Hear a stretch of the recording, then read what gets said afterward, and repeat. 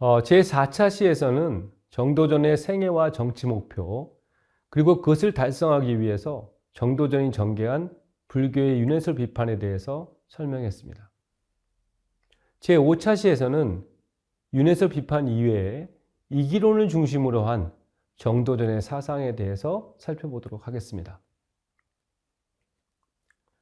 정도전의 입장에서 보면 단순히 불교의 윤회설을 비판한다고 해서 새로운 왕조 성립의 정당성이 완전히 확보되는 것은 아니었습니다. 뭔가 이전과는 다른 발전적인 측면이 있어야 되는 것이었습니다.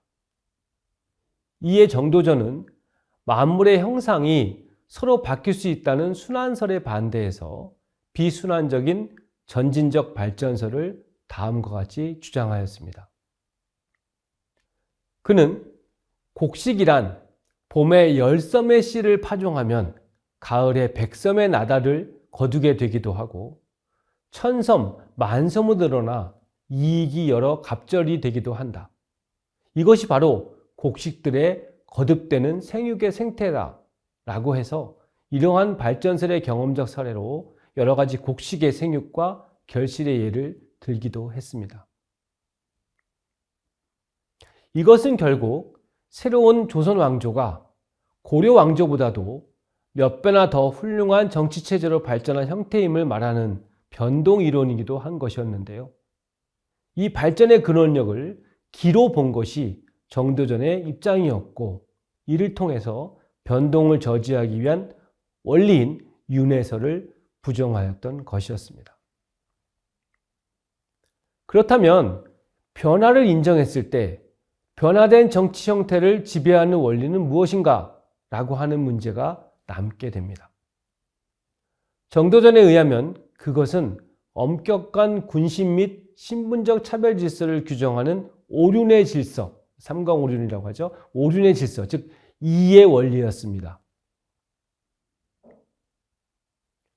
따라서 조선 왕조의 새로운 군신 질서는 고려 왕조의 군신 질서를 파괴하고 형성된 역성혁명의 산물이지만 우주 원리, 즉 차별이 본질인 하늘의 원리를 실현하는 것이기 때문에 조선 왕조도 그 정당성을 지닌다는 것이 그의 사상적 논리였던 것입니다.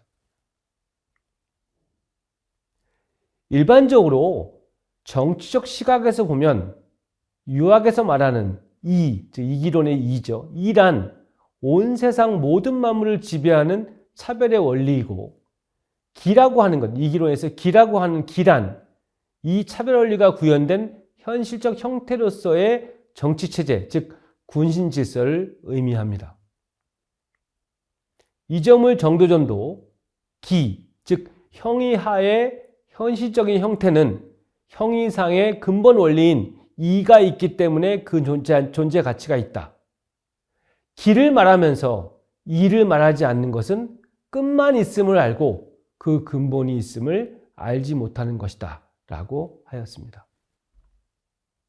이것은 새로 형성된 조선 왕조의 군신 질서가 근본적인 우주 원리, 즉 이에 의해 건립된 것이므로 그 존립의 정당성이 부여된 것임을 말하는 정책적 이론이라고 볼 수 있는 것입니다.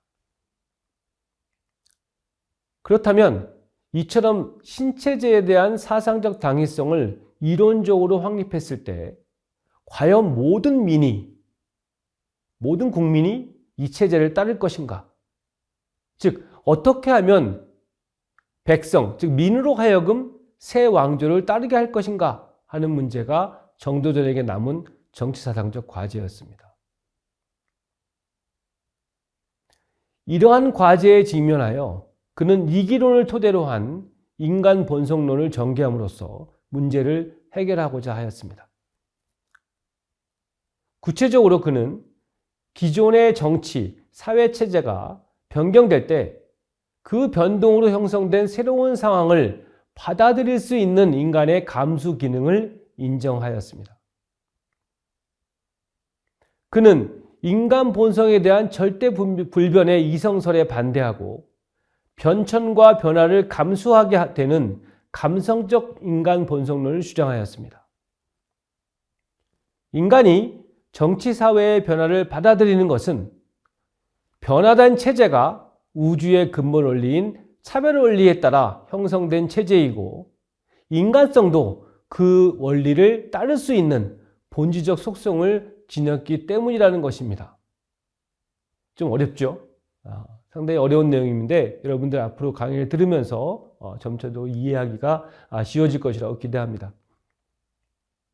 간략하게 말하면 불교에서의 인간 본성론은 마음의 절대성을 규정함으로써 인간이 외부 세계의 변화를 받아들여서는 안 된다는 것을 주장하지만, 유학의 인간 본성론은 외부 세계, 즉 정치사회적 환경을 지배하는 원리를 마음 자체가 지니고 있으므로 외부의 변화를 받아들이지 않을 수 없게 되어 있다라는 뜻입니다. 이 점에서 정도전은 유학의 인간 본성론과 불교의 인간 본성론 사이의 차이를 다음과 같이 설명했습니다.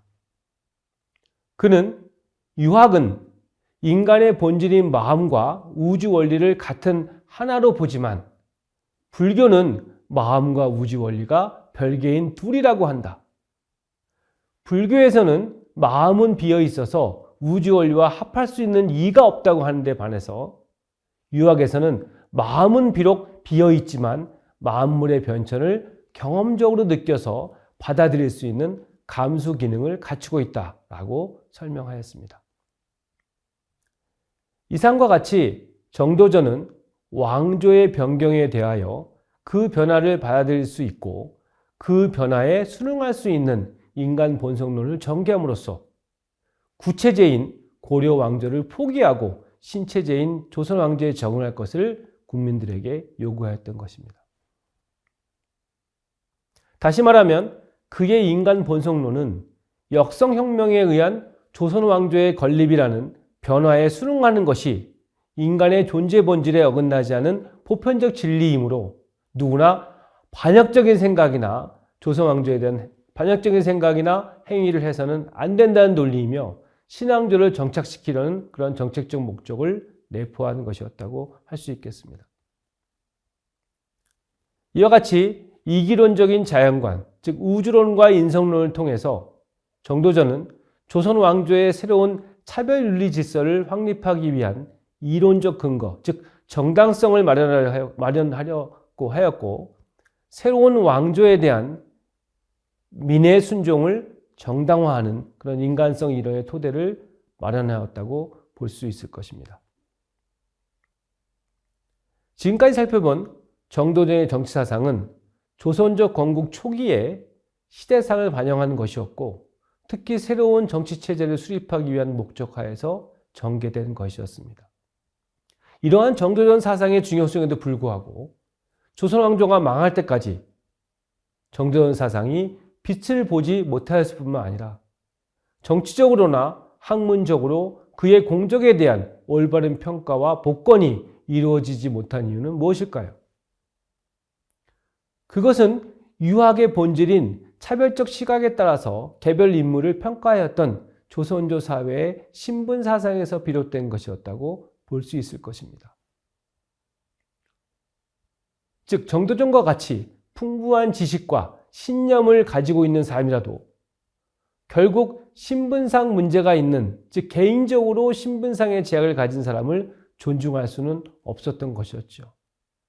우리가 봤죠? 정도전도 서자 출신이고 외할머니의 어머니의 부인까지 다 서울 출신인데, 이 정도전을 만약에 조선조 유학의 가장 중요한 고봉으로 만약에 우리가 인정한다고 한다면, 그러면 이 신분체제 자체가 큰 의미를 갖지 못하게 되니까 오히려 정도전보다는 야한길제라든가 그다음에 모군 이색이라든가 포온 정문조 같은 사람들을 유학의 선구자 또는 유학의 가장 중요한 부분으로 인정했다는 그런 얘기들입니다. 정도전의 주자학적 정치사상은 차별 위계를 속성으로 하는 보수적인 것이었으나 조선조 건국 초기 집권 세력의 정치적 고민을 반영하는 것이었고, 결과적으로 새로운 정치체제의 사상 정책적 정착과 그 안정에 크게 기여한 것이었다고 평가할 수 있을 것입니다. 이것이 우리가 정도전의 정치 사상을 공부하는 가장 중요한 이유이기도 합니다. 이상으로 제5차 시를 마치도록 하겠습니다. 제6차 시에서는 조선조 주자학, 즉 성리학을 대표하는 사상가로서 16세기에 활동한 이황의 정치 사상에 대해서 살펴보도록 하겠습니다. 감사합니다.